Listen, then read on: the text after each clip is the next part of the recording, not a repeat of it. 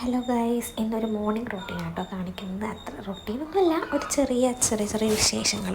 അപ്പോൾ രാവിലെ എണീറ്റ് മുറ്റമൊക്കെ അടിച്ച് വാരി അതൊക്കെ കഴിഞ്ഞു കേട്ടോ. ഒന്നും വീഡിയോ എടുക്കാൻ പറ്റിയില്ല. അതിനുശേഷം അടുക്കളയ്ക്ക് വന്നു. ഫുഡും കാര്യങ്ങളൊന്നും ഞാനങ്ങനെ വെക്കാറില്ല. അതൊക്കെ ഹസ്ബൻഡിൻ്റെ ഉമ്മയാണ് ചെയ്യാറ്. എനിക്ക് അത് ഇങ്ങനെയായിട്ട് പാത്രം കഴുകൽ, അടുക്കള വൃത്തിയാക്കൽ, തുടക്കൽ, അടിക്കൽ അങ്ങനെയൊക്കെയാണ് കേട്ടോ. എനിക്ക് കുട്ടികളതുകൊണ്ട് അങ്ങനെയൊന്നും ചെയ്യാൻ കൂടാൻ പറ്റാറില്ല. ഹെൽപ്പ് ചെയ്യാറുണ്ട്, ചെറിയ സഹായമൊക്കെ അങ്ങനെ ചെയ്യാറുണ്ട് കേട്ടോ. എന്നിട്ട് ഗ്യാസ് സ്റ്റൗവൊക്കെ വൃത്തിയാക്കും.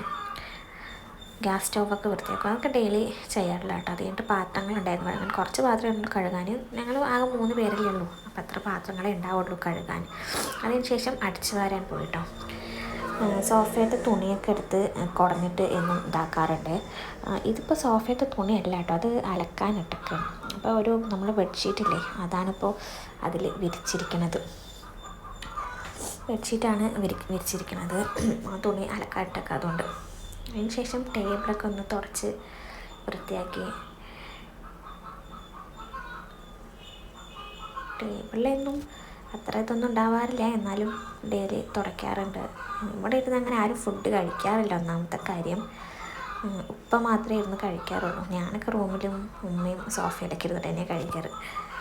അതിന് അടിച്ചു വാരൽ ഇതാക്കി. പിന്നെ ഒരു ചെറിയ ക്ലാരിറ്റി കുറവുണ്ട് കേട്ടോ. അത് വെളിച്ചമില്ലാത്തതുകൊണ്ട് ഒരു ഇരുട്ട് ബ്ലർ പോലെ തോന്നുകയാണ്.